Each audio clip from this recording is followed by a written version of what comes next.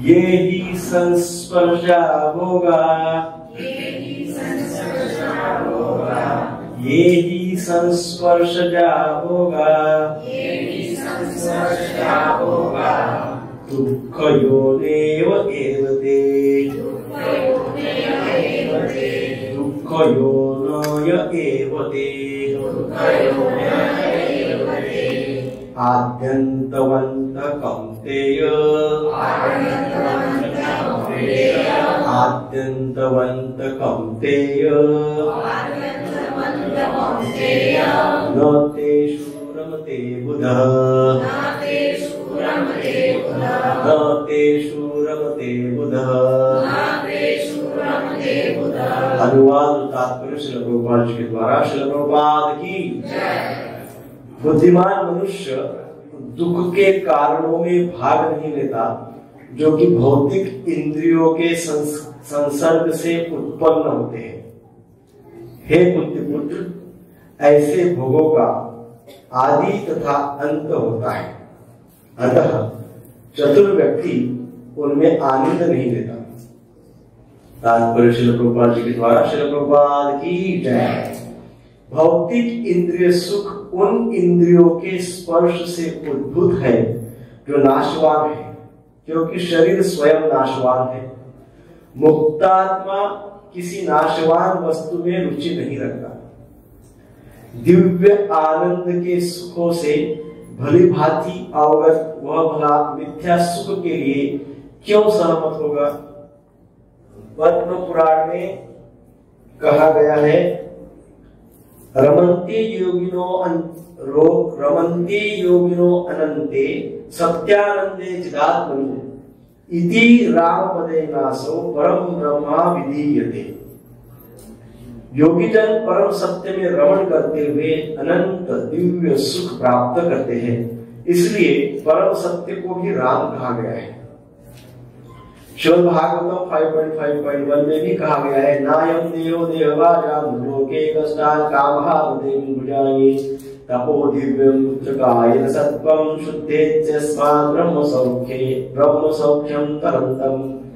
हे पुत्रों, इस मनुष्य योनि में इंद्रिय सुख के लिए अधिक श्रम करना व्यर्थ है। ऐसा सुख तो शुक्रों को भी प्राप्त है। इसकी अपेक्षा तुम्हें इस जीवन में तप करना चाहिए जिससे तुम्हारा जीवन पवित्र हो जाए और तुम असीम दिव्य सुख प्राप्त कर सको। अतः जो यथार्थ योगी या दिव्य ज्ञानी है वे इंद्रिय सुखों की ओर आकृष्ट नहीं होते, क्योंकि वे निरंतर भवरोग के कारण है। जो भौतिक सुख के प्रति जितना ही आसक्त होता है उसे उतनी ही अधिक भौतिक दुख मिलते हैं। ओम ज्ञानांजनस्य ज्ञानांजनशलाकया चक्षुरुन्मिलितं येन तस्मै श्री गुरुवे नमः।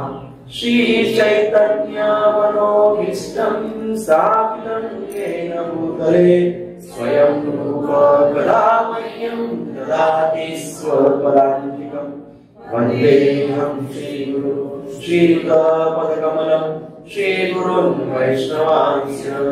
श्रीरूपं साग्रजातं सहगणा रघुनाथान्वितं तं सजीवं साद्वैतं सावधूतं परिजनसहितं कृष्णचैतन्यदेवं श्रीराधा कृष्णपादान् सहगणा ललिता श्रीविशाखान्वितंश्च।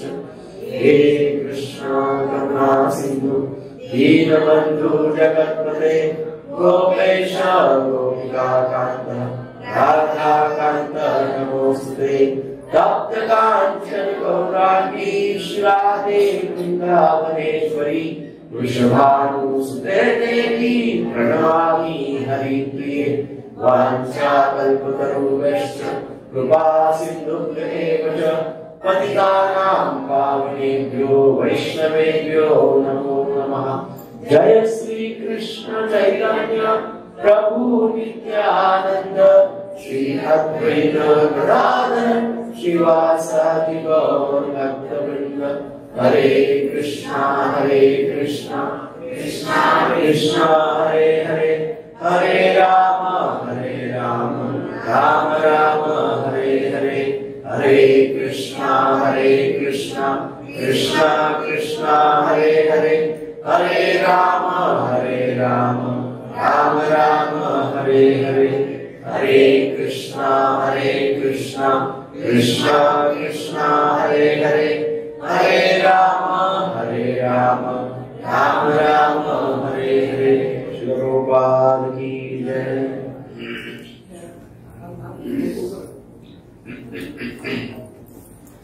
ये ही संस्पर्जा होगा दुख योनय एवते आद्यंतवंत कौन्तेयो न तेषु रमते बुधा।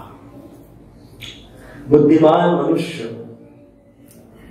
दुख के कारणों में भाग नहीं लेता जो कि भौतिक इंद्रियों के संसर्ग से उत्पन्न होते हैं। बहुत महत्वपूर्ण बात भगवान इस श्लोक में बता रहे हैं। ये श्लोक बहुत ही महत्वपूर्ण है। आप इसको स्मरण रखिए, पाठ करिए, याद कर लीजिए, इसको मेमोराइज कर लीजिए। कभी भी पूछा जाए तो ये आपको मुखोद्गत होना चाहिए। भगवान श्री कृष्ण ने पिछले श्लोक में कहा था भक्ति के द्वारा व्यक्ति को अक्षय सुख की प्राप्ति होती है ना। पिछले श्लोक में 5.21 में था सुखम अक्षयम अश्नुते। क्या कहा है? सुखम अक्षयम अश्नुते। अक्षय सुख की प्राप्ति यदि होना है, अक्षय अर्थात जो क्षय नहीं होता है, जो खत्म नहीं होता है। किसको ऐसा सुख चाहिए जो खत्म नहीं होता है? बाकी को नहीं चाहिए? बाकी हाथ ऊपर नहीं कर रहे, मिसिंग अपॉर्चुनिटी। पिछले श्लोक में कहा गया है जिसको अक्षय सुख चाहिए वो भक्ति से ही प्राप्त होगा, है ना। अब ऐसा बोलने के कारण भगवान जब इस प्रकार से बोले पिछले शनिवार को, तो अर्जुन के मन में जिज्ञासा हुई। क्या जिज्ञासा हुई?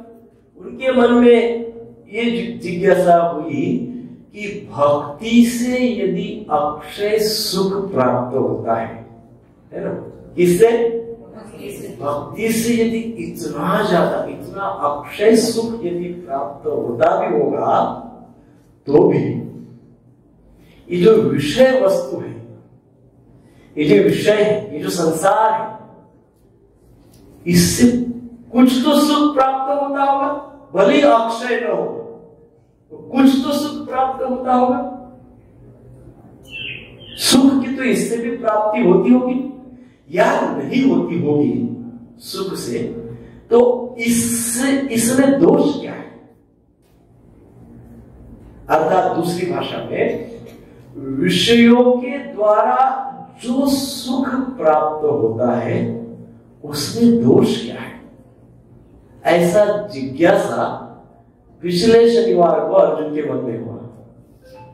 भक्ति से अक्षय सुख है, परंतु जो विषयों के द्वारा सुख प्राप्त होता है इसमें क्या प्रॉब्लम है? दोष क्या है इसमें? ऐसा मन में आया तो भगवान तो अंतर्यामी है, भगवान अर्जुन की उस जिज्ञासा को समझ गए और भगवान ने इसलिए ये श्लोक बोला आज का। इस श्लोक में भगवान क्या कह रहे हैं? भगवान कह रहे हैं बुद्धिमान मनुष्य दुख के कारणों में भाग नहीं लेता जो कि भौतिक इंद्रियों के संसर्ग से उत्पन्न होते हैं। संसर्ग से उत्पन्न होने वाले दुखों के कारणों में भाग नहीं लेता है। हाँ? और ऐसे भोगों का आदि तथा अंत होता है। प्रॉब्लम ये है, अर्जुन के मन में आया ना कि भौतिक सुखों में दोष क्या है, तो भगवान ने बता दिया कि भौतिक सुखों में दोष ये है कि ऐसे सुखों का आदि भी होता है और अंत भी होता है। इसलिए चतुर विद्वान बुद्धिमान व्यक्ति उसमें आनंद नहीं लेता है। तो प्रथम पंक्ति जो है, ये ही संस्पर्शजा होगा दुख योनय एवते, अर्थात इंद्रियों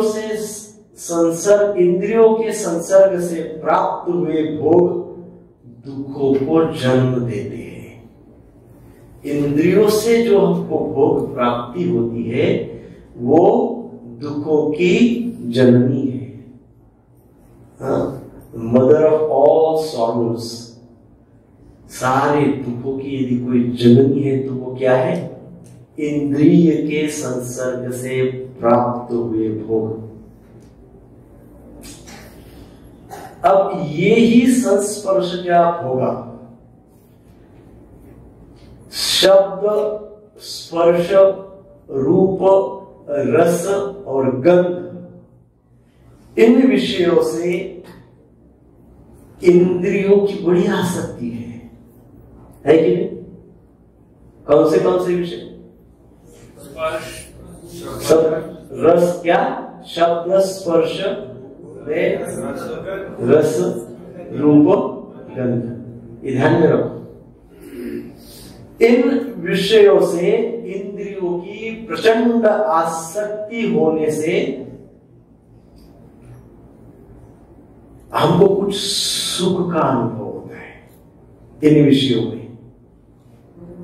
किन विषयों में? फिर से एक बार, रूप, रस, बोलिए, गंध, शब्द, स्पर्श।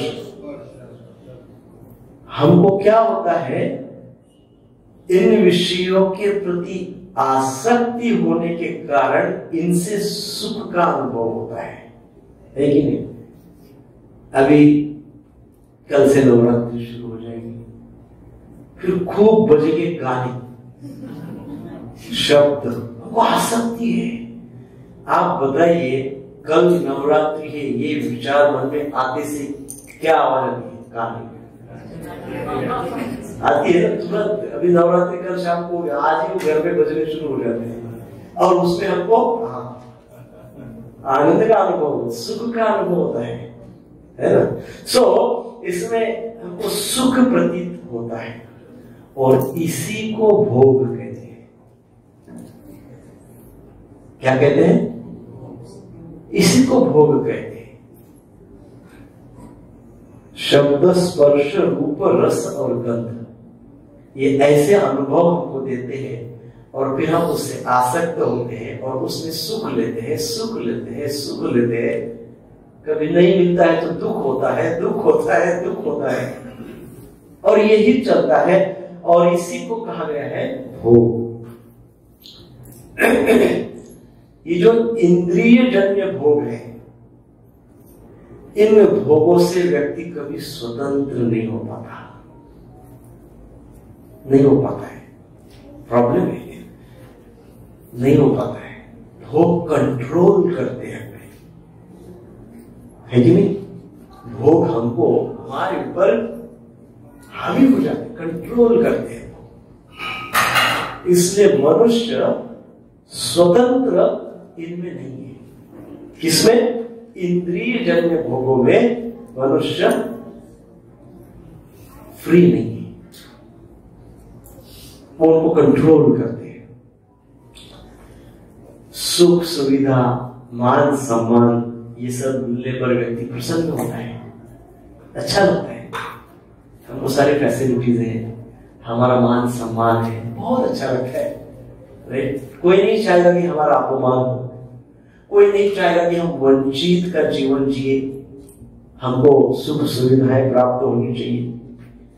सो ये भी एक प्रकार का भोग का भाव है। भोग किसको कहते हैं ये मैं चर्चा पहले करेंगे, क्योंकि ये ही संस्पर्शजा होगा। सो पहले हम भोग क्या है वो समझेंगे। सो सुख सुविधा मान सम्मान इन सब को जो हम मिलने पर प्रसन्नता होती है ना, अच्छा लगता है। कोई लोग हमको सम्मान से बुलाए तो अच्छा लगता है, कोई हमारी गलतियां निकाले तो बहुत बुरा लगता है। आज का युग इतना जबरदस्त बदल गया है, हमारे जो जनरेशन है आगे की जो जनरेशन है इसमें बहुत बड़ा गैप है। हमारे जनरेशन के वक्त कोई हमारी गलतियां निकालती थी तो चुपचाप से सुन लेते थे। हमारे बड़े बुजुर्ग हमारे मिस्टेक्स निकालते, हम सुन लेते थे। अभी आप मिस्टेक निकाल के तो देखो। सो हमको बाल्यावस्था से अभी क्या हो रहा है, मान चाहिए, सम्मान चाहिए, है ना। एकदम छोटे बच्चे को भी मान सम्मान चाहिए। वो आप उनके दोष उनकी गलतियों को सुधारने के लिए ज्ञान नहीं दे सकते। That is the problem. तो ये भी एक प्रकार का क्या है, भोग है। भगवान के व्यतिरिक्त जितने भी प्रकृति जन्य प्राणी, पदार्थ, परिस्थितियां, अवस्थाएं, ये जितनी भी है, किसी भी प्रकृति जन्य कारण के द्वारा सुख की अनुभूति करना, किसी भी, आप रिपीट करिए, किसी भी प्रकृति जन्य पदार्थ, प्राणी, परिस्थिति, अवस्थाएं, इनके द्वारा सुख की अनुभूति करना, इसको भोग कहते हैं। एकदम सिंपल भाषा में बताओ तो किसी भी मटेरियल वस्तु के द्वारा, विषय के द्वारा, सर्कमस्टांसेस के द्वारा, परिस्थितियों के द्वारा सुख का अनुभव करना, ये भी एक प्रकार का भोग है। संस्पर्शजा भोग, यहां कहा गया ना, ये ही संस्पर्शजा भोग, ये भी भोग है। अब इतने सारे भोग हैं, इनकी चर्चा यदि करेंगे तो कल शाम तक वो चर्चा कंटिन्यू रहेगी। इसलिए भोगों की हम ज्यादा चर्चा इसलिए भी नहीं करेंगे क्योंकि हम सब उसमें बहुत एक्सपर्ट हैं। तो हमको पता है भोग क्या है, पर हम क्योंकि शास्त्र क्या कहते हैं उसके आधार पे हम चर्चा करते हैं। सो शास्त्र में जो निषिद्ध बात बताई गई है, जिन भोगों को निषिद्ध कहा गया है, निषिद्ध कहा गया है, उसका तो हमको त्याग करना ही है। शास्त्र के अनुसार ये निषिद्ध है, इसको त्याग करना ही है। परंतु ऐसा कहा जाता है कि शास्त्र निहित, शास्त्र सम्मत भी यदि कोई भोग है तो वो भोग भी भगवत प्राप्ति में बाधा है। शास्त्र सम्मत, शास्त्र ने परमिशन किया है ये भोग भोग। शास्त्र सम्मत भोग भी भगवत प्राप्ति में बाधा है। बताइए, भगवत प्राप्ति ये हमारा उद्देश्य है, भगवान की प्राप्ति हम चाहते हैं, तो शास्त्र सम्मत भोग भी बाधा है। आज का श्लोक तो आपको पूरी तरह से डराने के लिए है, और यदि आपको उसका निराकरण चाहिए तो नेक्स्ट शनिवार कंपल्सरी आना है, क्योंकि फिर आपके मन में बहुत सारे कैसा होगा, ऐसा कैसा होगा, हम क्या कर सकते हैं, उत्तर क्या है, सारे उत्तर नेक्स्ट सैटरडे को है। आज आप हम किस प्रकार से समस्याओं को जूझते हैं, समस्याओं के साथ जूझते रहते हैं, कैसे भोग में पड़े रहते हैं, क्यों ऐसा होता है, ये सब चर्चा है। सो भगवत प्राप्ति यदि चाहिए तो हमको किसी भी प्रकार के भोग से दूर रहना है। कोई कोई भोग ग्रस सामने सामने दिखते हैं, कोई कोई भोग बड़े सूक्ष्म होते हैं, दिखते नहीं है, हमारे मन में, हमारे अंदर वो एक डाकू की तरह बैठे रहते हैं। दिखते नहीं। डाकू कैसा करता है? डकैती डालता है, लेकिन कब डालता है? किसी का ध्यान नहीं हो, चुपचाप से ऐसे करता है। चोर कैसा करता है? चोर जब कोई एकदम शांति हो, कोई देख नहीं रहा हो। वैसे जब हम अटेंटिव नहीं रहते हैं, जब हम गंभीर नहीं रहते हैं मनुष्य जीवन के प्रति, शास्त्र के प्रति, तब ये जो डाकू है ये डाका डालता है। मान सम्मान वाली बातें हमारे मनन पटल पे एक्टिवेट कर देता है, हम उसमें फंस जाते हैं। सो ये सूक्ष्म स्तर का भोग होता है। सो भौतिक स्तर के सारे भोग, यहाँ का ये ही संस्पर्शजा भोगा, अर्थात जो संपूर्णता भौतिक इंद्रियों के संसर्ग से उत्पन्न होने वाले भोग, अर्थात भौतिकता से उत्पन्न होने वाले भोग, इनकी लक्षण क्या है, इनकी क्या कहते हैं, स्पेशलिटी क्या है? भौतिक एक्सटर्नल वर्ल्ड से उत्पन्न होने वाले भोगों का सिम्टम क्या है? तो कहा गया है भगवत गीता के 18वें अध्याय के 38वें श्लोक में 18.38, आगे चर्चा होगी डिटेल। उसमें कहा गया है भौतिक चीजों से जब भोग उत्पन्न हो जाता है तो प्रारंभ में तो अमृत के समान लगते हैं, इनिशियली अमृत के समान लगता है, परंतु उसके परिणाम में विष के जैसे लगते हैं।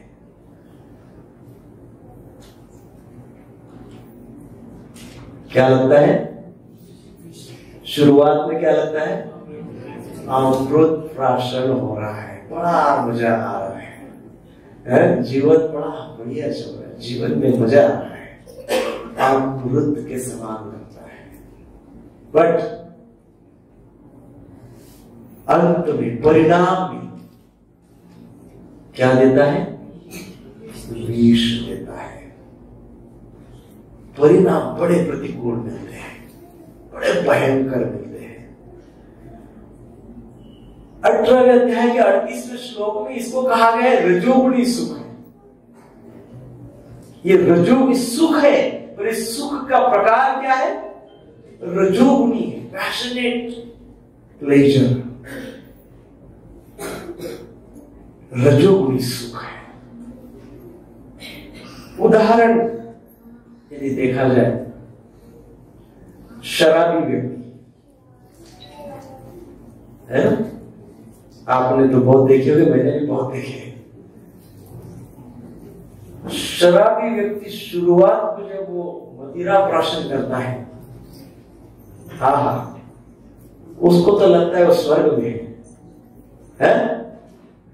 देखिए, एक बार हमको एक मिल गए थे, अब कहीं रात को 11:30 बजे कहीं से प्रवचन देके मीरा रोड स्टेशन उतरे और घर की ओर, उस समय वो एक जगह रिक्शा छोड़ देती थी और वहां से हम चल के जा रहे थे, ये 5-10 मिनट के अंदर में। अब 11:30 बज गए, प्रवचन देके कहीं से आ रहे थे, 11:30 बज गए, सोचा थोड़ा फास्ट जल्दी चलना चाहिए, रात का समय है। तो उस समय सब जंगल, इतना पब्लिक नहीं था, इतने बिल्डिंग वगैरह नहीं थे। तो सामने से ही शराबी व्यक्ति आ गया और शराबी व्यक्ति आकर सीधा पैर में गिर गया और हमारा पैर पकड़ने लगा और बोलने लगा, अरे महाराज, मेरा क्या सौभाग्य है। क्या हो गया? रात को 12 बजे और मेरे जैसे आदमी को ये भगत आदमी कर लिया। मेरा क्या सौभाग्य है, मैं मन में सोच रहा था मेरा कितना दुर्भाग्य है। तो वो बोले मैं बहुत दुखी हूं, बहुत दुखी हूं। तो मैं वो उसको प्रश्न पूछा, भाई तुम तो नशा किए हो ना, तुमको तो बहुत सुख मिलना चाहिए, तुम नशा ही सुख के लिए किए हो ना, फिर दुख क्यों हो रहा है? नहीं मैं बहुत दुखी हूं। तो इतना रोते रोते बोला, पहले एक समय था मेरे को नशा से सब भूल जाता था, मेरे सारे दुख उसी समय रात को 12 बजे पूरा मेरे को। बोले आपने सही बोला, एक समय था मैं सब भूल जाता था नशा करने के बाद, परंतु आज एकदम उलट हो रहा है। मैं नशा करता हूं, मुझे सारे दुख याद आ जाते हैं और वो फिर मैं बोलने लगता हूं तो वो खत्म ही नहीं होता है, कोई मेरी सुनता ही नहीं बोला। लेकिन भगवान बहुत ग्रेट है, आज आप मिल गए। मैं बोला, मैं बड़ी प्रार्थना किया हाथ जोड़ के, उनको कहा कि आप कल सुबह सुबह 4:30 बजे मंदिर में आ जाओ, आपके सारे दुखों का समाधान हो जाएगा। रात को 12 बजे कभी कोई समाधान नहीं होता है दुखों का, सुबह जल्दी उठना पड़ता है। तो कहने का अर्थ जो 18वें अध्याय में कहा गया है कि ये जो भौतिकता से उत्पन्न होने वाले जो सुख है, इनका शुरुआत अमृत के जैसी है, अंत विषैला है। कुछ समय के पश्चात जो ड्रंकार्ड होता है, शराबी होता है, धीरे धीरे वो थोड़ा पीता है, 100 ml पीता है तो उसको बहुत सुख का आनंद होता है। 4-8 दिन बाद जब वो 100 ml पीता है तो वो सुख का आनंद नहीं होता है। अब उसको कितना पीना पड़ता है? 200 ml। 200 ml पीता है, सुख का आनंद, थोड़ा बहुत सुख का आनंद होता है। 15 दिन बाद 2 लीटर पीना पड़ता है, थोड़ा सुख का आनंद होता है। 4-6 महीने बाद 10 लीटर भी पिया तो सुख का आनंद होता है। एग्जैक्टली सेम ये भौतिकता से उत्पन्न होने वाले सुख है। थोड़ा प्राप्त हुआ आनंद लगता है, अच्छा लगता है, कुछ दिन बाद वो आनंद सुख, उसको आनंद नहीं कहते, सुख कहते। वो सुख थोड़े दिन बाद, जैसे नई कार ली BMW, बहुत अच्छा लगा 6 महीने, 7वें महीने से वो सुख नहीं है। 2 साल के बाद बिल्कुल ही सुख नहीं है, और 3 साल के बाद परिणाम भयंकर मिल रहे, मेंटेनेंस इतना भरना पड़ रहा है। इस प्रकार से जो रजोगुणी सुख होता है, भौतिकता से उत्पन्न होने वाला सुख होता है, उसकी शुरुआत और अंत होता है। शुरुआत अच्छी, अंत बुरा होता है। ये ऐसा इस जाल में व्यक्ति फंस जाता है ना, जैसे शराबी का ही उदाहरण लीजिए। अब ऐसी स्थिति आ गई कुछ वर्ष के पश्चात, ना तो ये इसको छोड़ सकता है, और ना ही उसमें सुख है। आप समझ रहे हैं क्या? जैसे हाथ, ये हाथ मुझे क्या सुख दे रहे हैं? कोई सुख नहीं दे रहे हैं। हाथ से क्या एंजॉयमेंट हो रही है? कुछ एंजॉयमेंट हो रही है? कोई एंजॉयमेंट नहीं हो रही, इसलिए मैं काट रहा हूं इसको।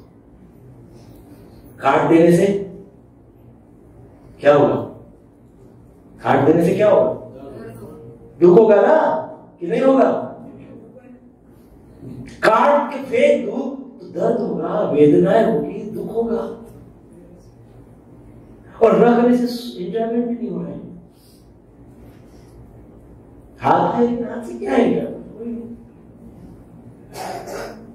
सो एग्जैक्टली सेम, जो व्यक्ति भौतिक सुख में अटैच हो जाता है, आसक्त हो जाता है, जैसे शराबी, तो होता क्या है? यदि वो उसको छोड़ देगा भौतिक सुखों को, भोगों को, दुख होगा, काट नहीं सकता है, फेंक नहीं सकता है, छोड़ नहीं सकता है, वेदनाएं होगी। पकड़ के रखने में अब सुख का अनुभव भी नहीं हो रहा है। आफ्टर सो मेनी इयर्स अब सुख का अनुभव भी नहीं हो रहा है।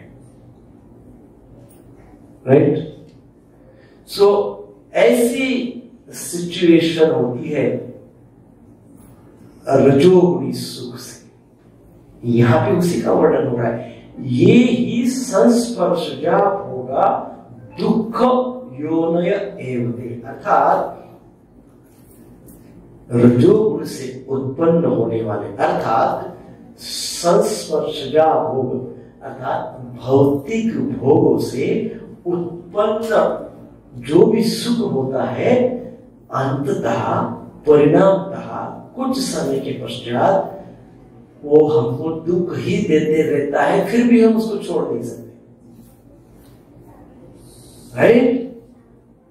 दुख देता है फिर भी छोड़ नहीं सकते, है कि नहीं? पता है रात को लेट सोने से सारे प्रॉब्लम होते हैं। किसको नहीं पता? किसको नहीं पता कि रात को लेट सोने से सारे प्रॉब्लम होते हैं? पता है, परंतु आदत को छोड़ नहीं सकते। क्या करें? क्या करें? कुछ भी यदि काम नहीं है, फिर भी व्यक्ति जल्दी सोएगा नहीं, क्योंकि YouTube, फेसबुक और क्या है, इंस्टाग्राम ब्रह्म राक्षस है बहुत सारे, चार लोग नाचते रहते हैं, नहीं सोता है। क्यों? अब क्या हो गया? वो ड्रंक, शराबी हो गया। क्या हो गया? शराबी हो गया। अब छोड़ भी नहीं सकता, और रखने से उसको पता है कि क्या होने वाला है, पता है क्या, फिर भी नहीं छोड़ता है। सो अब ऐसे जो सुख की, जो रजोगुणी सुख की जो इस प्रकार की व्याख्या की गई है, उसका कारण ये है क्योंकि ऐसे सुख में शक्ति का ह्रास होता है और पदार्थ का नाश होता है। क्या होता है? हमारे शक्ति का ह्रास होता है।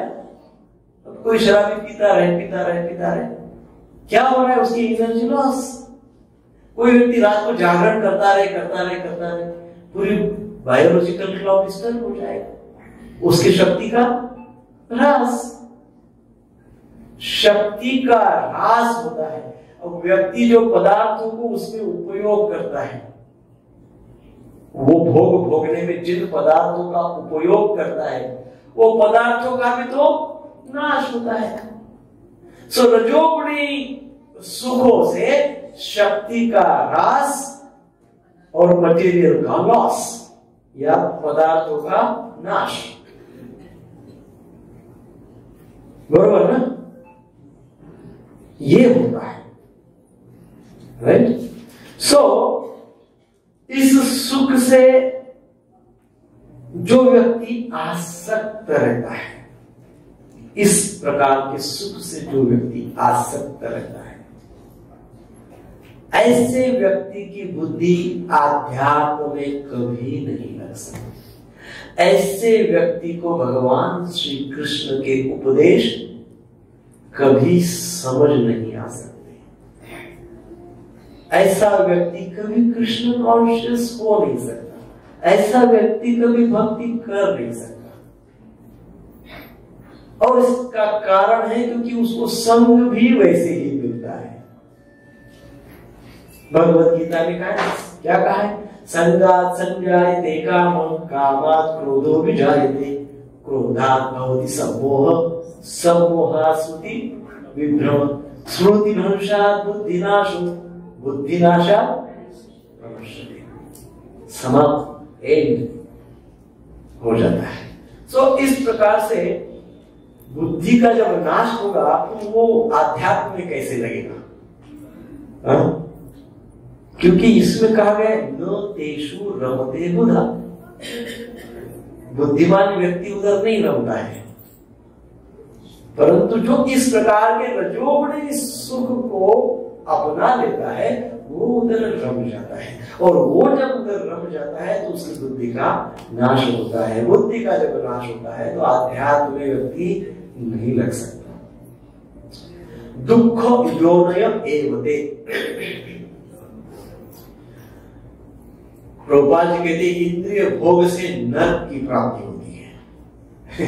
इंद्रिय भोग से, मटेरियल अटैचमेंट, भौतिक भोगों से व्यक्ति को दुखों की प्राप्ति होती है, दुख ही दुख प्राप्त होते हैं।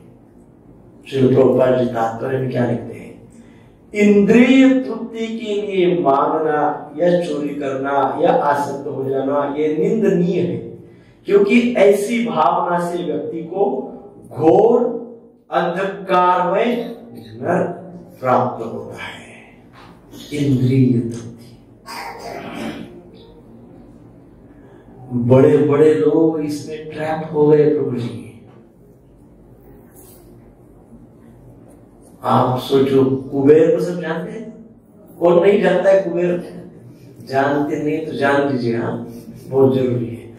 कुबेर संसार का बहुत धनी व्यक्ति है?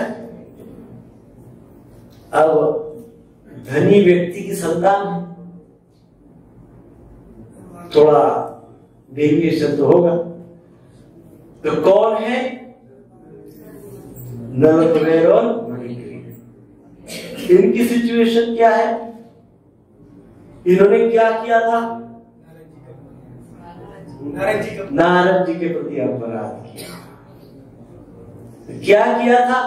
इंद्रिय भोग में लिप्त थे। वो इंद्रिय भोग में इतने हिप्नोटाइज हो गए थे वो भूल गए कि सामने साधु पुरुष, संत पुरुष है, ऋषि है, मुनि है, ब्रह्मर्षि है, वो भूल गए। इंद्रिय भोग, शिक्षा क्या हुई? पेड़ बना दिए गए। क्या बना दिया गया उनको? पेड़ बना दिया गया। परंतु क्योंकि भक्तों का स्वभाव, आचार्य जो होते हैं वो बड़े स्वभाव से मृदु होते हैं, सॉफ्ट होते हैं, दयालु होते हैं, उन्होंने वो पेड़ तो बना दिया लेकिन उपाय भी बता दिया। क्या बता दिया? भगवान स्वयं आपको मुक्त कर देंगे। क्योंकि वो कुबेर पुत्र थे, शुद्ध भक्तों का, देवताओं का सानिध्य उनको प्राप्त था, इसलिए उन्होंने बाल्यावस्था में कुछ भक्ति की थी, शुद्ध भक्ति की थी, इसलिए भगवान की प्राप्ति हुई। हमारे केस में तो वैसा नहीं है। हमको यदि पेड़ बना दिया जाए तो पता नहीं हमारे लिए कौन आएगा मनुष्य बनाने के लिए? कोई आएगा? We don't know। दूसरा एक महाभयंकर प्राणी था, बलिपुत्र। बलिपुत्र साहसिक, इसने दुर्वासा मुनि का अपराध कर दिया। ये भी 10,000 स्त्रियों के साथ लीलाएं की अपनी, क्या कहते हैं, सुख और विषयों में आसक्त रहकर हिप्नोटाइज हो गया था और इतना उन्मत्त हो गया था कि वो सुख को प्रकट करने लगा, बड़े जोर जोर से हास्य करने लगा, हंसने लगा। क्या वेरी हैप्पी, मैं बहुत सुखी हूं। बहुत लोग होते हैं ना, मैं बहुत सुखी हूं, मैं बहुत सुखी हूं। लोग बोलते हैं I am not unhappy, I am not दुखी, मैं तो सुखी हूं, क्या नहीं है मेरे पास। बलिपुत्र इतना बड़ा। वहीं पे दूर एक जगह पे दुर्वासा मुनि अपनी साधना कर रहे थे और ये चिल्ला रहा है, हा हा हा वो सब कर रहा है, सुख को प्रदर्शित कर रहा है। कौन से सुख को? भौतिक संस्पर्श, स्पर्श से उत्पन्न होने वाले सुख को, इंद्रिय भोगों से उत्पन्न होने वाले सुख को, भौतिक संसाधनों से उत्पन्न होने वाले सुख को प्रदर्शित करे। हा हा मैं सुखी हूं, आई एम द बॉस, है ना। दुर्वासा मुनि ने टॉलरेट किया किया किया किया, अब बोले बहुत हो गया। वो अपनी गुफा से बाहर आए, उसने देखा ये तो साहसिक है, हाथ में जल लिया और सोचा ये क्या गधे के जैसा कार्यकलाप कर रहा है, हाँ? चल तू गधा बन गया, गधा बना दिया उसको, साहसिक को। बताइए, 4 पैर का गधा जो अंततः कूड़े कचरे में सूख ढूंढता है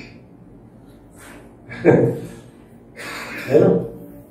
हम कभी सुख मिला भी तो यदि उसका प्रदर्शन करने लगे, हम उन्मत्त हो गए, अभिमानी हो गए, आई एम द बॉस का भाव आ गया, तो क्या बनना पड़ सकता है?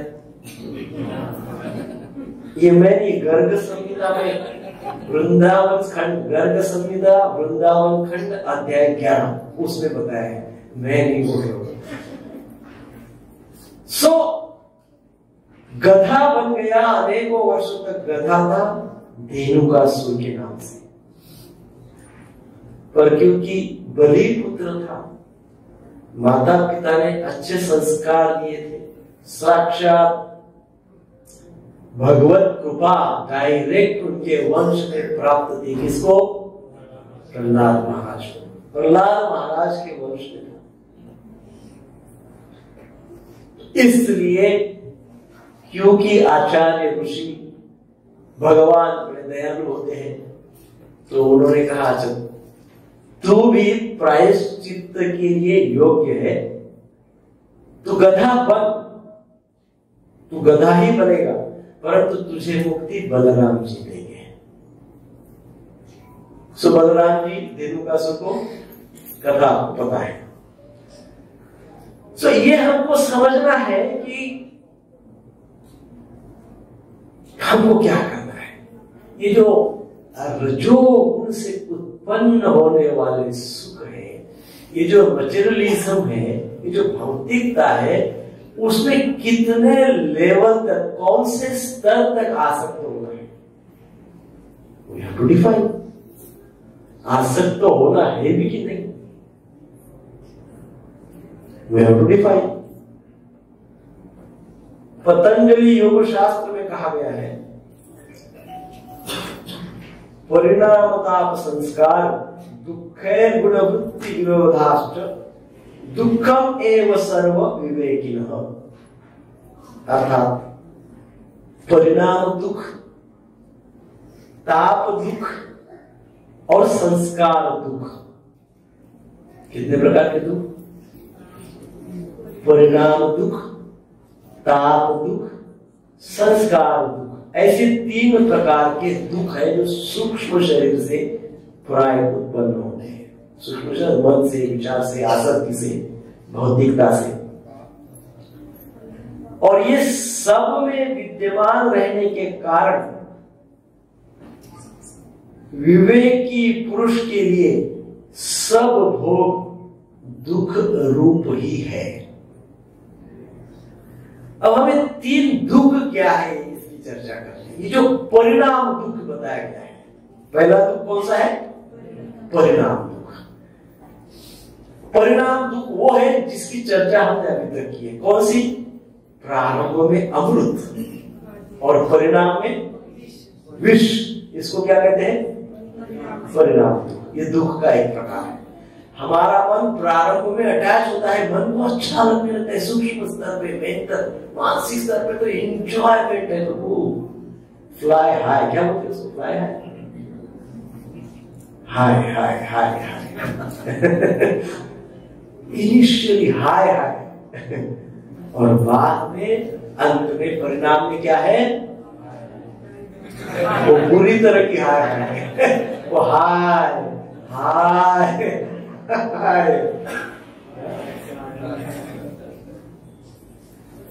ये है परिणाम, इसमें शक्ति का ह्रास होता है, इसको कहते हैं परिणाम।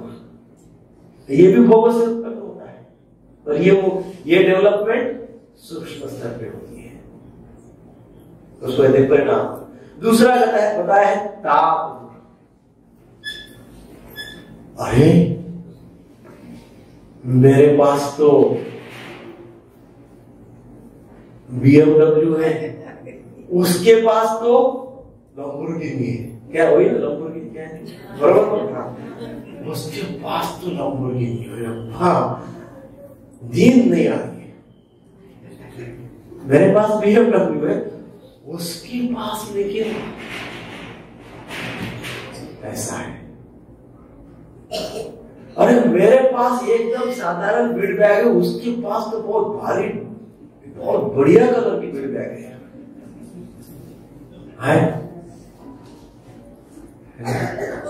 तो अपनी इच्छा से पूर्ण भोग न मिलने पर पहली बात है ईर्ष्या, मेरे पास जो भी है उससे ज्यादा दूसरों के पास है और मुझे तो उसके ही जैसा चाहिए, न केवल उसके जैसा चाहिए, उससे बेटर चाहिए, बढ़िया, नेक्स्ट लेवल चाहिए। इसको कहते ताप दुख। और कभी कभी भोगने का सामर्थ्य नहीं रहता है, भोग है परंतु उसको भोगने का सामर्थ्य नहीं है, कर्म धर्म संयोग से असमर्थ है भोगने से। तो कर्म धर्म संयोग से भोगने के सामर्थ्य से भोगने का सामर्थ्य नहीं होने से भी एक ताप होता है। और सबसे डेंजरस, मेरे पास जो भी भोग है, जो भी संसाधन है, ये बिछुड़ जाने का भय, जो भी मेरे पास है ये चला जाएगा, चला जाएगा, चला जाएगा, चला जाएगा। मेरे अकाउंट में 10 करोड़ है, 9,99,99,999 हो जाएगी। अरे बाप रे, भाई है वो ₹1 कम हो जाएगा। सो मेरे पास जो है वो जाने का भय, ये भी ताप देता है, ताप देता है। सो इस प्रकार से इन सारे प्रकार, जितने भी प्रकार बताए, अपने से ज्यादा दूसरों के पास ज्यादा भोग देखने से, अपनी इच्छा के अनुसार भोग नहीं मिलने से, भोगने का सामर्थ्य नहीं होने से, और जो भोग प्राप्त हुए हैं उसको खो देने के भय से हृदय में संताप होता है। होता है कि नहीं? होता है। सूक्ष्म स्तर पे होता है, दिखता नहीं है, दिखता है कभी नहीं दिखता है। अभी मान लो हमारे पास जितने संसाधन, जितने ऐश्वर्य, जितने धन धान्य सब कुछ है, उसमें जाने का भय मुझे है, लेकिन पता ही नहीं चलता है। चलता है पता? अपने स्वयं को भी नहीं पता चलता है, लेकिन भय दौड़ रहते हैं, भय। तो ऐसे जो भय है ये हृदय में संताप उत्पन्न करते हैं। और इसलिए इसे ताप दुख कहा गया है। दूसरे प्रकार का ताप दुख। तीसरे प्रकार का है संस्कार दुख। संस्कार दुख। अरे मेरे परदादा जमींदार थे, जमींदार। आज मेरे पास 10 बाय 10 की भी खोली नहीं है। बड़े मुश्किल से किराए में 10 बाय 10 के रूम में रहता हूँ। मेरे परदादा जमींदार थे, जमींदार। हर रोज दिन में 50 बार व्यक्ति बोलता है क्या क्या मेरे परदादा जमींदार थे, जमींदार। मैं क्या हुआ है, सब कुछ भी हूं। मेरे परदादा जमींदार थे, जमींदार। अर्थात क्या, किसी भी कारण से भोगों का वियोग हो गया, भोग नहीं मिल रहे हैं, वियोग हो गया किसी कारण से।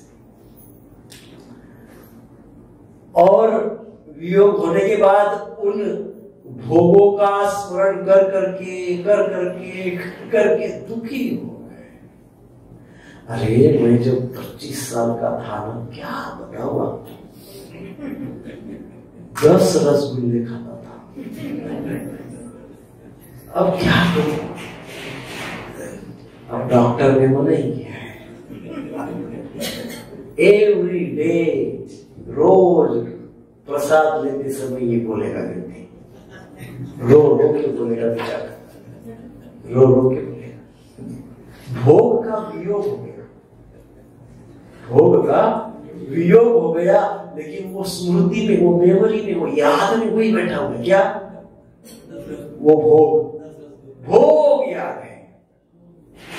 वो भोग अब मुझे क्या कर रहा है, टॉर्चर कर रहा है। I was rich but now poor, वो रिचनेस मुझे टॉर्चर कर रहा है। I was enjoying everything but today, आज मेरे पास प्रेशर, बहुत कंडीशन से, बहुत दुखी, रोते रहता हूं। कुछ लोग आप देखते हो कि संसार में हम देखते हैं, बहुत लोग नित्य रोते रहते हैं। सब कुछ है तब भी रोते रहते हैं। What does it means? ये संस्कार दुख है। किसके पास वास्तव में वियोग है तो भी रोते रहते हैं। दोनों केस में वियोग है। वियोग की वंचित का भाव है नित्य। नित्य कौन सा भाव है? वंचित का भाव है। वेरी डेंजरस भाव। व्यक्ति नित्य दरिद्री रहता है, उससे ऑलवेज दरिद्री अवस्था में रहता है, स्वभाव नहीं रहता। इसको कहते हैं संताप दुख, सॉरी संस्कार दुख। क्यों? क्योंकि ये रिपीटेशंस पास्ट में जो हुआ, जिसके कारण मेरे भोग छीने गए सब, उसको रिपीट चल रहा है लाइफ टाइम। पास्ट में जा रहे बार बार, सारी एनर्जी पास्ट में जा रही, इसलिए प्रेजेंट के प्रॉब्लम सॉल्व करने के लिए एनर्जी बची कहां? कोई एनर्जी नहीं बचती है।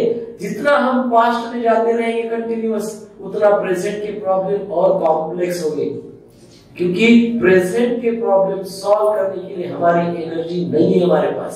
कहां चली जाती है? पास्ट में चली जाती है। उसका संस्कार हो गया हमारे ऊपर। Very bad, not possible. So 3 प्रकार से दुख हम देखते हैं, और ये सारे के सारे ऐसे देखा जाए तो बिकॉज ऑफ मटेरियल अटैचमेंट्स।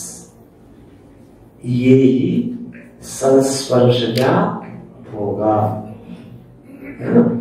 सो उसका रिजल्ट क्या है? दुख योनय एवते। This is the reason. पहला क्या है? कारण है। क्या? ये ही संस्पर्शजा होगा, इज अ कॉज। दुख योनय एवते इज अ इफेक्ट। दुख प्राप्त होता है, राइट? दुख प्राप्त होता है। और दुख बहुत प्रकार के, भौतिक दुख है, ये 3 प्रकार के पतंजलि योग शास्त्र में बताया गया है। 2.15 पतंजलि योग दर्शन 2.15। सो अब भोगों को प्राप्त करना, इसका अर्थ है अपने बस की बात नहीं है। एनी हाउ दुख मिलता है एनी हाउ दुख मिलता है। सो भोगों को प्राप्त करना अपने बस की बात नहीं है, परंतु भगवान को प्राप्त कर सकते हैं।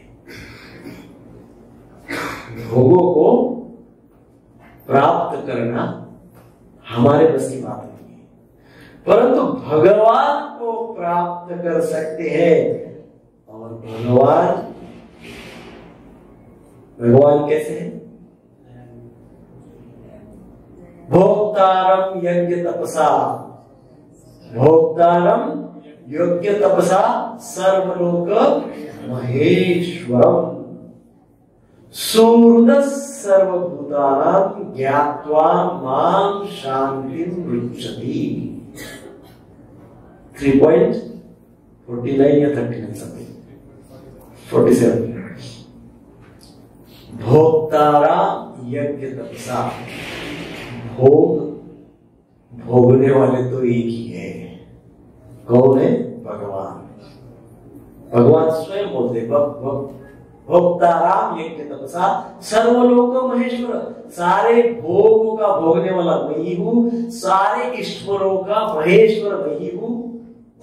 क्या कहा? सुहृद सर्वभूताना, सारे जीवों के प्रति मैं सुहृद हूं, कंपैशनेट हूं। ज्ञात्वा मां, ये जो कोई भी जानता है, शांति पृच्छति, उसको परम शांति प्राप्त हो जाएगी। सो भोगने वाले भगवान है, सब कुछ भगवान का है। ये मैं नहीं कर रहा हूं, मेरे से कराया जा रहा है। मैं नहीं कर रहा हूं, मेरे से करवाया जा रहा है। ये भाव, क्योंकि भोक्तारम यज्ञ तपसा।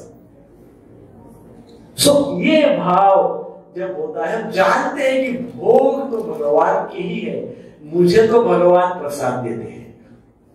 मुझे भगवान क्या देते हैं? प्रसाद देते हैं। क्या देते हैं? प्रसाद देते हैं, कृपा देते हैं, फैसिलिटीज देते हैं, प्रोवाइड करते हैं। सो अब भोग की और दूसरी बात ये भी, कोई भी 2 व्यक्ति को समान रूप से भोग नहीं प्राप्त होते हैं क्या? नहीं होते। कोई भी 2 व्यक्ति को समान भोग प्राप्त नहीं होती। किसी के अमुक है तो अमुक नहीं है, किसी को तमुक है तो तमुक नहीं है। ऐसे किसी के पास धन है तो ज्ञान नहीं है, किसी के पास ज्ञान है तो धन नहीं है, किसी के पास ये है तो वो नहीं, वो है तो ये नहीं। सो कोई भी 2 लोग समान रूप से इसको प्राप्त नहीं कर सकते, परंतु भगवान सारे मनुष्य मात्रा को समान रूप से प्राप्त हो सकते हैं। पूर्व के समय में, सत्ययुग में, जो ऋषि मुनि हजारों वर्ष की तपस्या करके जिस भगवान को प्राप्त करते थे, कलयुग में उसी भगवान को सेम समान रूप से, वही भगवान को नाम जप करने से ही प्राप्त हो जाते हैं। तो भगवान भोग समान रूप से प्राप्त नहीं हो सकते, भगवान सबको समान रूप से प्राप्त हो सकते हैं। भोगों की प्राप्ति सदा के लिए और सबके लिए है क्या? नहीं है, परंतु भगवान की प्राप्ति सदा के लिए और सबके लिए हो सकती है। हाँ, हो सकती कि नहीं हो सकती? हो सकती है। सो सार रूप में यह है कि भोगों की प्राप्ति में बहुत सारे डिफरेंसेस, बहुत सारी भिन्नता है। किसी को अमुक संसाधन प्राप्त है, किसी को तमुक है, किसी के पास धन है तो किसी के पास स्किल है ना, तो किसी के पास शारीरिक बल है तो किसी के पास बौद्धिक बल है। भिन्न भिन्न प्रकार का भोग का संसाधन भिन्न भिन्न प्रकार से है, प्राप्ति भिन्न भिन्न प्रकार की है, परंतु यदि वो अपने उस भौतिक भोग को त्याग दे तो त्यागने के पश्चात सब एक को ही प्राप्त करते हैं। किसको? भगवान। सब एक को ही प्राप्त करते हैं। किसको? हरे कृष्णा कृष्णा कृष्णा हरे हरे, हरे राम राम राम हरे। सो इसलिए क्या आसान है? भोग को प्राप्त करना आसान है कि भगवान को प्राप्त करना आसान है? कोई संशय है क्या? जोर से बोलिए। भगवान को ना, तो इसी के लिए कहा गया है न तेषु रमते बुधा। आप सब लोगों बुद्धिमान है, क्योंकि आप कह रहे कि भगवान को पाना आसान है, भोगों को पाना बहुत डिफिकल्ट है। और इसलिए जब ये हमको पता हो जाता है तो हम भोगों में फंस नहीं जाते। क्या नहीं होते? भोगों में फंस नहीं जाते हैं। और उन्हीं को कहा गया न तेषु रमते बुधा। बुधा बुद्धिमान है आप लोग, विद्वान है आप लोग, क्योंकि आप क्या सोचते हैं? भोगों से भगवान जल्दी प्राप्त होते हैं। भोगों को प्राप्त करते करते 50, 60, 70, 80 साल तो निकल गए, आगे भी चाहिए तो कहां प्राप्त हुए? भगवान की प्राप्ति में लग जाते तो भगवान कहीं ना कहीं ऐसा संतुष्टि, ऐसा आनंद, क्योंकि भगवान ही सच्चिदानंद घन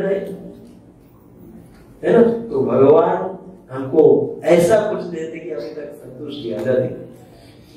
सो आद्यंतवंत कौंतेय कुंती पुत्र, ये सुख दुख आदि तथा अंत वाले हैं।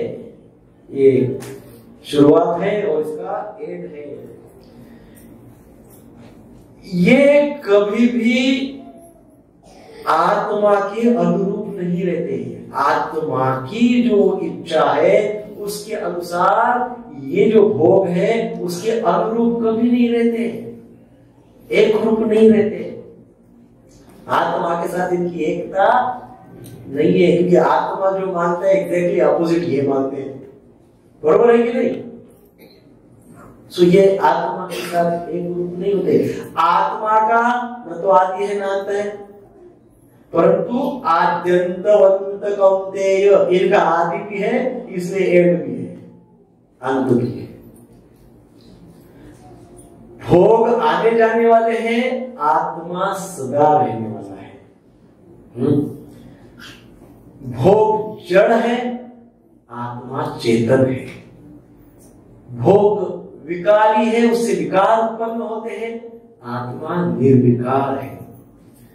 आद्यंतवंत कौंतेय, भोग आदि और अंत वाले हैं, आत्मा आदि और अंत से विरहित है।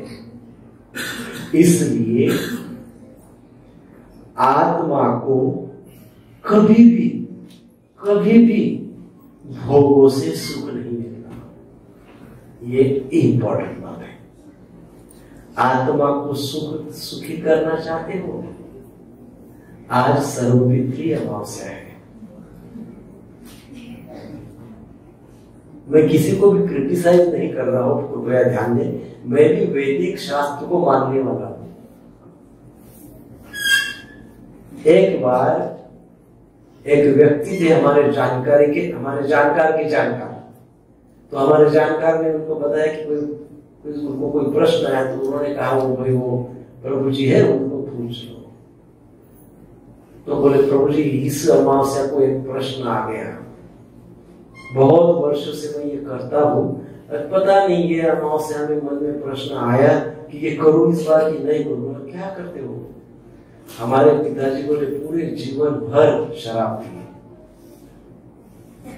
तो मैं वो जो सर्वपितृ अमावस्या के दिन दान वगैरह करना होता है पितरों के लिए, भोजन वगैरह देना होता है पितरों के लिए, तो ये सब मैं करता हूँ, गोदान करता हूँ, सब करता हूँ। लेकिन फिर मैं है ना छोटी सी एक पार्टी भी करता हूँ जिसमें सबको मैं शराब पिलाता हूँ। मेरे मन में रह जाता है, मेरे पिताजी जीवन पर शराब पिए, मेरे मन में भय रह जाता है। ये बात नहीं हुई तो मैं पिछले साल तक एवरी ईयर करता है। इस बार मुझे ऐसा लगा कि इसको पूछना चाहिए, अपन सही करते कि नहीं करते। मैं बोला आज से आपके पुण्य कर्म फल प्राप्त होना शुरू हो गए।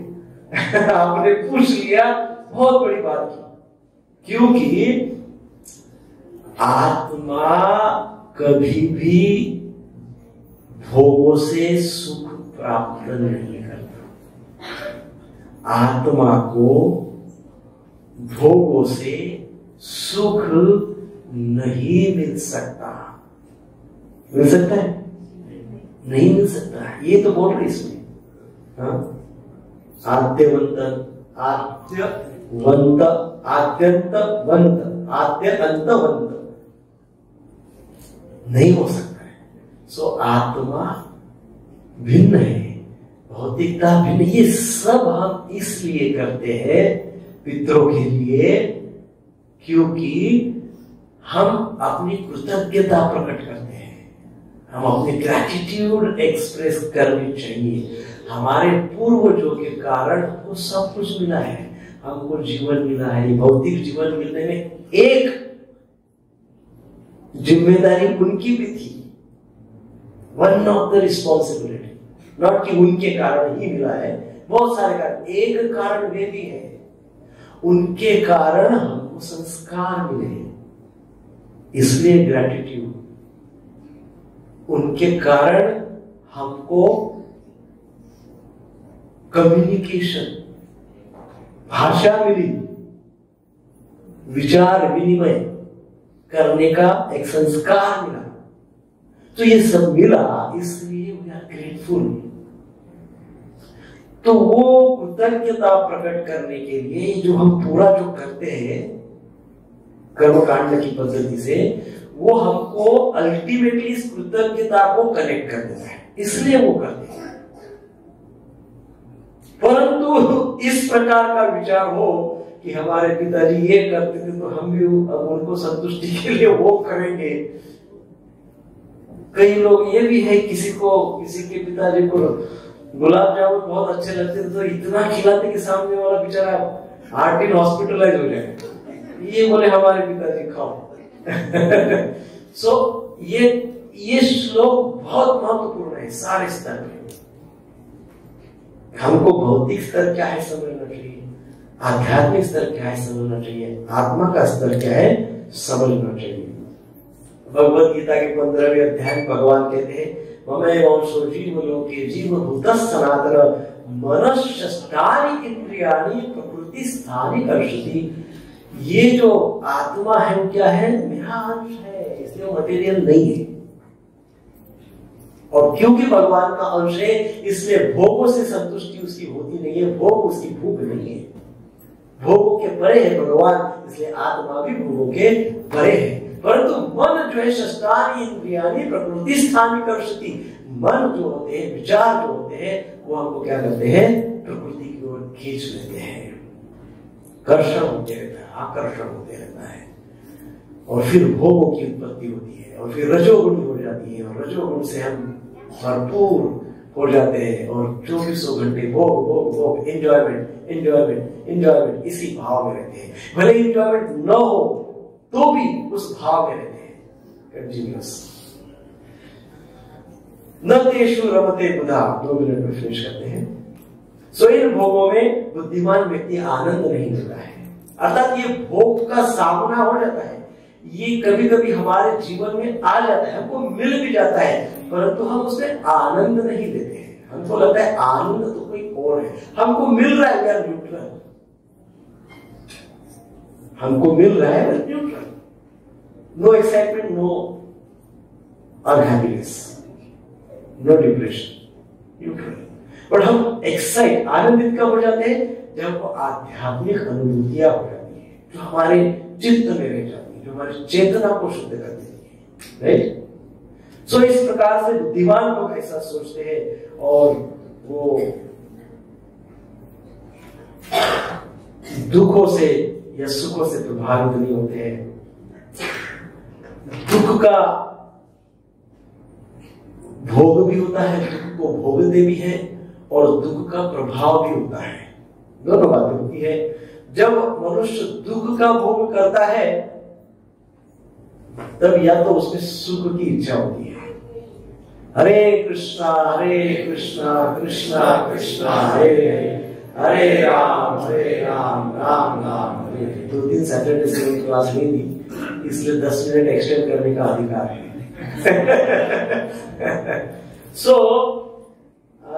जब मनुष्य दुख को प्राप्त करता है, दुख को भोगते रहता है, तब होता क्या है? नॉर्मली उसके अंदर ऐसा लगता है सुख मिलना चाहिए, सुख की इच्छा उत्पन्न होती है।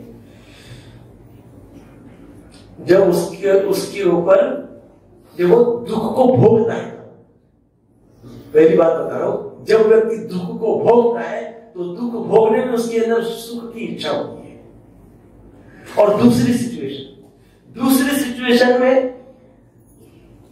यदि व्यक्ति के ऊपर वो दुख का प्रभाव हो रहा है, भोग नहीं रहा है, उसके ऊपर प्रभाव हो रहा है, दुख का प्रभाव हो रहा है मेरे ऊपर, मैं दुख को एज ए भोग नहीं ले रहा हूं। अरे मैं तो बहुत दुखी हूं, अब तो मुझे सुख चाहिए, अब तो मुझे सुख देखता हूं, कौन मुझे सुख नहीं आने देता, मैं तो सुखी हो जाऊंगा। ये क्या है? भोग है, दुखों का भोग है। अब प्रभाव क्या है दुखों का? दुखों का प्रभाव है जब मेरे ऊपर दुख आ जाता है तो मैं दुख में तल्लीन नहीं होता। हाय मैं तो बहुत दुखी हूं पर मैं तो सुखी हो जाऊंगा, हाय मैं तो दुखी हूं पर मैं तो सुखी हो जाऊंगा, हाय मैं तो दुखी हूं पर मैं तो सुखी हो जाऊंगा। ये तल्लीनता है दुख में। वो तल्लीन नहीं होता है, वो क्या करता है? दुख का कारण बनता है। What is the cause? उसको कहते हैं दुखों का प्रभाव। और दुखों का भोग क्या है? दो बातें, एक है दुखों का भोग, एक है दुखों का प्रभाव। दुखों का भोग क्या है? रोते रहो, अरे मैं तो दुखी हूं पर मुझे सुखी हो, अरे मैं तो दुखी हूं मुझे सुखी हो। ये क्या है? दुख, बेचारे दुख भोग रहे। बोलते हैं ना बेचारे दुख भोग रहे। और कोई व्यक्ति उसके ऊपर दुख का प्रभाव पड़ गया, वो बोलते हैं, जैसे हम कई बार देखते हैं, एग्जाम्पल बता दो, कई भक्तों को आप पूछिए पास्ट भैया भक्ति में कैसे, अरे क्या बताया, मुझे बहुत दुखी थे इसलिए भक्ति में आ गए। हमने देखा है कौन है? अर्थात क्या हो, दुख का उनके ऊपर प्रभाव हो। उन्होंने सोचा कि what is the reason, cause क्या है दुखों का। सो वो होता है प्रभाव। हमको क्या चाहिए? दुख भोग चाहिए कि दुख का प्रभाव चाहिए? सो विचार करना पड़ेगा। विचार करने से ही हमको सब कुछ प्राप्त होगा। सो थोड़ा सा विचार करेंगे, थोड़ा सा ध्यान लगाएंगे, थोड़ा सा चिंतन करेंगे तो ये पता चलेगा दुख का कारण सुख की आसक्ति है। दुख का कारण भौतिक आसक्ति है। दुख का कारण मटेरियल अटैचमेंट है, जो पहली पंक्ति है इस श्लोक की। क्या है? क्या है पहली पंक्ति? संस्पर्शजा होगा, ये ही संस्पर्शजा होगा। सो दुख का कारण क्या है? सुख की आसक्ति। इसके सिवा कोई कारण ही नहीं हो सकता है, कोई कारण नहीं। ये प्रचंड आसक्ति है मटेरियल की, प्रचंड आसक्ति है भौतिकता की। आप सोचिए सर्कमस्टेंसेस, परिस्थिति भी दुख का कारण नहीं होती है। कई बार क्या है, परिस्थिति का मारा है इसलिए दुखी नहीं, परिस्थिति भी दुख का कारण नहीं होती, क्योंकि बेचारी परिस्थिति तो स्वभाव से चंचल है। चलो चित्तम चलो नित्यम चंचलो इदम सर्वम। परिस्थिति तो स्वभाव से ही क्या है? चंचल है, और इसलिए वो कोई दुख का कारण नहीं है। कोई प्राणी भी दुख का कारण नहीं है, क्योंकि यदि कोई प्राणी, कोई मनुष्य, कोई प्राणी हमको दुख दे रहा है तो अल्टीमेटली वो हमारा कर्जा चुकता कर रहा है। प्रभुपाद जी को प्रवचन दे रहे थे अमेरिका में, पूर्व में एग्जाम्पल दिया है। एक व्यक्ति आके खड़ा, वो भारतीय था लेकिन वो अमेरिका में प्रभुपाद जी प्रवचन दे रहे थे। वो अमेरिका में खड़ा होकर प्रभुपाद जी को चिल्लाने लगा, यहाँ भी छोड़ोगे नहीं क्या, इधर भी आके प्रवचन दे रहे, चलो निकल जाओ यहाँ से। प्रभुपाद जी को बोलने लगा तो बड़े भक्त उत्साहित होकर, उसको क्रोधित होकर उसके ऊपर दौड़े। प्रभुपाद जी बोले, इसको इसने मेरा पूर्व जन्म का कोई कर्जा चुकता कर दिया। बोले क्यों? क्योंकि पूर्व के कोई जन्म में ऐसे ही मैंने इसको बोला, तो अब इसने क्या किया, अल्टीमेटली मुझे बोल के मेरा ऋण मुक्त कर दिया। इसे कोई भी प्राणी, कोई मनुष्य हमसे मिसबिहेव करता है, कुछ करता है, तो अल्टीमेटली वो थोड़ी सा दुख का कारण है बेचारा। वो तो क्या कर रहा है, हमको ऋण मुक्त कर रहा है कि नहीं? ऋण मुक्त कर रहा है। इसलिए वो भी, भगवान भी कई बार भगवान को दुख का कारण बता देते हैं अज्ञानवश। भगवान भी दुख का कारण नहीं, क्योंकि भगवान को मुक्त करने का ही काम करते हैं, दूसरा काम उनको आता ही नहीं है, वो भी नहीं है। कई बार बोलते हैं संसार का परिवर्तन होते रहता है, परिवर्तन दुखदायी है। परिवर्तन के कारण हम दुखी है, परंतु परिवर्तन तो प्रभु जी विकास के लिए होता है। चेंजेस जो भी होते हैं उससे तो विकास के लिए होता है। समय परिवर्तन ही न हो तो डेवलपमेंट भी नहीं होगी। बीज बोते हैं, वो बीज में परिवर्तन नहीं होगा तो वृक्ष कैसे होगा? बालक है, उसमें परिवर्तन नहीं होगा तो युवा कैसे होगा? तो परिवर्तन तो विकास की ओर जाता है। रोगी में परिवर्तन होगा तभी तो निरोगी बनेगा ना, नहीं तो रोगी बना रहेगा। परिवर्तन तो आवश्यक है। तो परिवर्तन कैसे दुख का कारण बनेगा? परिवर्तन तो एक प्रकार से संसार का एक अंग है, एक सार है, डायमेंशन है। सो परिवर्तन दुख नहीं देता है, परिस्थिति दुख नहीं देती है, प्राणी दुख नहीं देते हैं। भगवान की तो बात ही छूटी, भगवान का विषय नहीं है। सो परिवर्तन, परिस्थिति, प्राणी दुख नहीं देते हैं। इन सब में जो हमारी सुख बुद्धि है वो दुख देती है। परिवर्तन के प्रति मेरी अटैचमेंट है, मुझे सुख ही देगा। इनके प्रति जो सुख की बुद्धि, एंजॉयमेंट की बुद्धि है इनके प्रति, परिस्थिति, परिवर्तन और प्राणी के प्रति जो एंजॉय करने की, जो सुख करने की जो बुद्धि है ना, वो मुझे दुख देती है। इसलिए कहा गया है कि थोड़ा विचार करने से पता चलता है कि दुख क्यों आए, क्योंकि सुख बुद्धि से दुख आए। सुख बुद्धि किसमें थी? किसमें थी सुख बुद्धि? परिवर्तन, प्रकृति, प्राणी, अर्थात कंप्लीटली मटेरियलिज्म, अर्थात ये ही संस्पर्श जाप होगा। 5 टाइम्स मैंने इसका एक्सप्लेनेशन दिया है। So thank you very much. आज आपके 15 मिनट ज्यादा लिए हैं। This is very very very very very number of time very very important. ये श्लोक बहुत महत्वपूर्ण है। इसको अच्छे से 2-4 बार सुनिए। थोड़ी दिन बाद यूट्यूब पे आ जाएगा, बेबी कल परसों तक, और 2-4 बार सुनिए। Try to not only understand but realize it. Hare Krishna Krishna Krishna Hare Hare, Hare Ram Ram Ram Hare. Srila Prabhupada की जय।